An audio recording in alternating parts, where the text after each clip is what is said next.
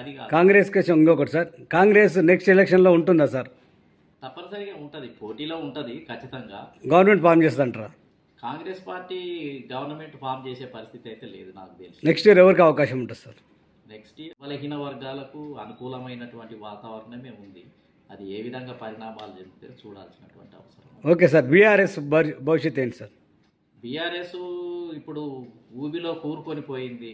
BRS ఈ ఇంట్లో ఏదైతే స్కామ్లలో లిక్కర్ స్కాము, లేకపోతే అదేవిధంగా ఈ ఫోన్ ట్యాపింగ్ స్కాము, ఈ స్కామ్లలో ఇరుకపోయి కొన్ని భూముల దందాల విషయంలో, అదేవిధంగా కోట్లు కూడబెట్టిన కుంభకోణాలు, కాళేశ్వరము, వీటిల్లో ఇక వాటి నుంచి బయటపడాలి అని అంటే చాలా సమస్యగా ఉంది. కాబట్టి బీఆర్ఎస్ అంత కోలుకొని మళ్ళీ అధికారంలోకి వచ్చే పరిస్థితి అంటే పబ్లిక్లో కానీ రాజకీయాల్లో వినపడుతుంది సార్. ఏదైతే బీఆర్ఎస్ పార్టీ ఉందో బీజేపీలో విలీనం చేసే అవకాశం ఉందని అంటున్నారు. బీజేపీలో విలీనము చేసే అవకాశం అయితే లేదు. ఎందుకంటే ఏ పార్టీ కూడా ఇప్పుడు ఒకరికొకరు అబద్ధాలు చెప్పుకునేది ఇదే. ఇప్పుడు ఓడించలేక విధానాలు